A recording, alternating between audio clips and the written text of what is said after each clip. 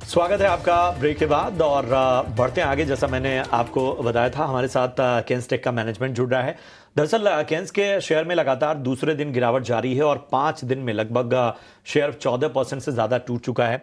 वजह है Kotak institutional equities की एक रिपोर्ट, जिसमें कंपनी की FY25 की सालाना रिपोर्ट को लेकर कई गंभीर सवाल उठाए गए हैं। हालांकि इसके बाद मैनेजमेंट ने क्लैरिफिकेशन भी जारी किया, लेकिन मार्केट की चिंता अभी भी बरकरार है। इस पूरे मामले पर बातचीत के लिए हमारे साथ जुड़ रहे हैं कंपनी के होल टाइम डायरेक्टर और CFO जयराम संपत साहब।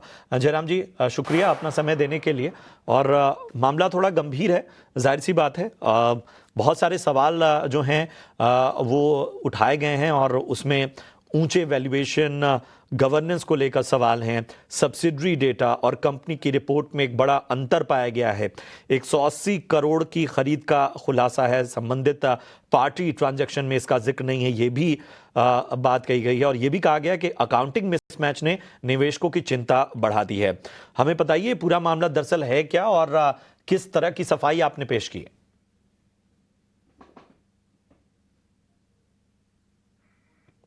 अपने आप को अनम्यूट कर लीजिए जयराम जी।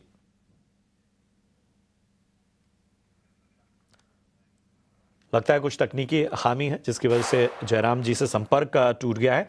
लेकिन हम अपने दर्शकों को बता दें कि दरअसल ये पूरा मामला जो कोटक इंस्टीट्यूशनल की रिपोर्ट सामने आई है, उसमें साफ तौर पर अकाउंटिंग पर सीधा सीधा सवाल इस रिपोर्ट में उठाया गया है FY25 की। जयराम जी, आप तक आवाज़ पहुंच रही है मेरी? चलिए, लगता है कुछ तकनीकी खामी है, संपर्क नहीं हो पा रहा है। लेकिन राजेश जी, अगर हम केन्स टेक्नोलॉजी को देखें तो आप देखिए आज भी 8% से ज़्यादा की गिरावट नज़र आ रही है। इस बीच एक बार फिर से कोशिश करते हैं जयराम जी से पहले जुड़ने की और फिर राजेश के पास जाएंगे। जयराम जी, आप तक आवाज़ पहुंच रही है मेरी? जी, अपने आप को ज़रा अनम्यूट कर लीजिए जयराम जी। हाँ, मैंने जी अनम्यूट जी। कर रखा जी है। जी। हाँ, या अब गंभीर सुनाई सवाल दे रहा हैं। इस कोटक इंस्टीट्यूशनल की जो रिपोर्ट आई है, है? जी जी ऊंचे वैल्यूएशन, गवर्नेंस को लेकर चिंता है, जी सब्सिडरी मैंने डेटा और कंपनी की रिपोर्ट में बड़ा अंतर बताया गया है, और भी जी बहुत सारे सवाल उठाए गए हैं। हमें बताइए पूरा मामला दरअसल है क्या और आपकी ओर से क्या क्लैरिफिकेशन दिया गया है, क्या किया जा जी रहा है? सबसे पहले आपको नमस्कार और सभी दर्शकों को भी नमस्कार। हमारे जो आपने मेंशन किया था पहले, जब क्वेश्चंस पूछे थे, तो अकाउंटिंग मिसमैच एकदम बिल्कुल नहीं है। खुलासा भी एक्चुअली हमारे एक सब्सिडियरी में खुलासा है जो इस्कामेको इंडिया प्राइवेट लिमिटेड है। दूसरी सब्सिडियरी जिससे इसका रिलेटेड पार्टी ट्रांजैक्शन है, केन्स इलेक्ट्रॉनिक्स, वो भी हमारे केन्स टेक्नोलॉजी की एक सब्सिडियरी है। उसमें ये दो खुलासे एक्चुअली छूट गए हैं। तो this is an error and not necessarily non disclosure, क्योंकि हमारा जो कंसोलिडेटेड बैलेंस शीट है, कंसोलिडेटेड P&L है, वो बरकरार है, वैसे का वैसा ही है।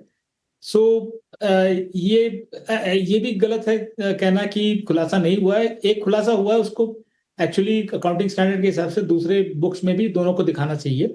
वो एक ही इशू है एक्चुअली। उसको रख करके आई थिंक लोगों ने काफी इमेजिनेटिव सा एक उसको एक आयाम दिया है। बट हमारा काम ये है कि उसको क्लैरिफाई करना और आगे जाना। हमारी कंपनी का जो वैल्यूएशन है वो टिका हुआ अकाउंटिंग स्टैंडर्ड के ऊपर नहीं टिका हुआ, वो बिजनेस फंडामेंटल्स के ऊपर टिका हुआ है। And I think going forward, जैसे कि पिछले हाफ तक तो हमने अच्छा परफॉर्मेंस किया और आगे भी करेंगे। काफी नए एरियाज में हमने फोरे भी किए हैं। तो उसका भी लाभ मिलेगा हमारे निवेशकों को और बाकी कस्टमर्स को भी लाभ मिलेगा, क्योंकि हम नए टेक्नोलॉजी ला रहे हैं यहाँ पे। So there is certainly a miss in the disclosure of notes to accounts in one of the subsidiaries, but दूसरे सब्सिडरी में उसको मेंशन किया है। तो इसको आप ये नहीं कह सकते कि ये डिस्क्लोजर नहीं किया है। So that is one point. We take that point, we will improve this point. All other points are related to accounting and which we have explained. People have talked about goodwill and people and so on. Those are all related to हमारी policy जो है उसके हिसाब से हमने किया है, और वो सब क्लैरिफिकेटरी पॉइंट है। सो ये पहला वाला एक पॉइंट जरूर है जो जिसकी वजह से बाकी सब चीजें उसको मतलब अलग तरीके से देख रहे हैं लोग। बट हमारा ये भी मानना है कि एक बार एक समझ में आ जाएगा लोगों को, तो फिर then I think this concern जो है ये थोड़ा म्यूट हो जाएगा। बाकी जैसे कि मार्केट में किसी भी कंपनी का जो परफॉर्मेंस होता है वो आसान नहीं आता है, तो काफी मेहनत करनी पड़ती है, जद्दोजहद करनी पड़ती है, नए नए एरियाज में जाना पड़ते हैं। तो हमको पास्ट में भी हमको ये बताया गया था कि सेमीकॉन और पीसीबी नया एरिया है, आप कैसे करेंगे, हमने करके दिखा दिया। कंट्री की पहली कंपनी है जिसने सेमीकंडक्टर असेंबल करके शिप किया आउटसाइड।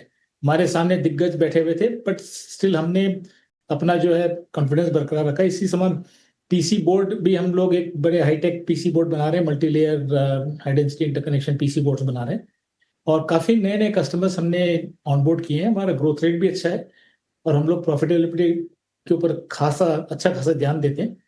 अब ये एक और पॉइंट आया है जिसको हम लोग इंश्योर करेंगे कि फ्यूचर में इसकी वजह से कोई मतलब लोगों को एक परसेप्शनल इशू नहीं हो जाए।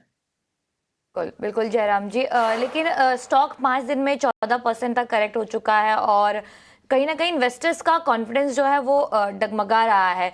क्या कहना चाहेंगे आप, इन्वेस्टर्स को क्या आश्वासन देना चाहेंगे, और क्या ये जो रिपोर्ट है इसका असर आपके बिजनेस पर पड़ेगा? ग्रोथ विजिबिलिटी आपको कैसी दिख रही है अगले 2-3 साल के लिए? जी, सो अभी तक जो भी हमने गाइडेंस दिया है वो सब हम जरूर रखेंगे, और हमारी ये कोशिश रहेगी कि फ्यूचर में अगले 2-3 साल के लिए हमने जो कह रखा है $1 billion bye 28 and $2 billion bye FY30, वो सब हम जरूर करेंगे। Profitability also will be up. और ये छोटी मोटी चीजें हैं, क्योंकि ये एक तरह का एरर है in printing and in writing down the notes to accounts. वो हम एक सॉफ्टवेयर यूज करके उसको इम्प्रूव करेंगे।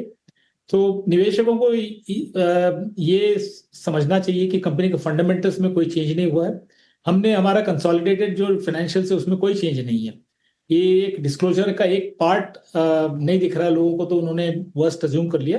बट हमारा जो भी कंसोलिडेटेड फाइनेंशियल्स है, P&L एंड बैलेंस शीट, वो सब वैसे का वैसे ही है। और आगे भी हम लोग यही कोशिश करेंगे कि हमारा जो बिजनेस फंडामेंटल्स है वो एकदम स्ट्रांग होते रहे, और ये थोड़ी काउंटिंग हाइजीन की जो प्रॉब्लम सामने आई है उसको भी हम फिक्स कर देंगे अच्छे से, ताकि वो रिकर नहीं हो।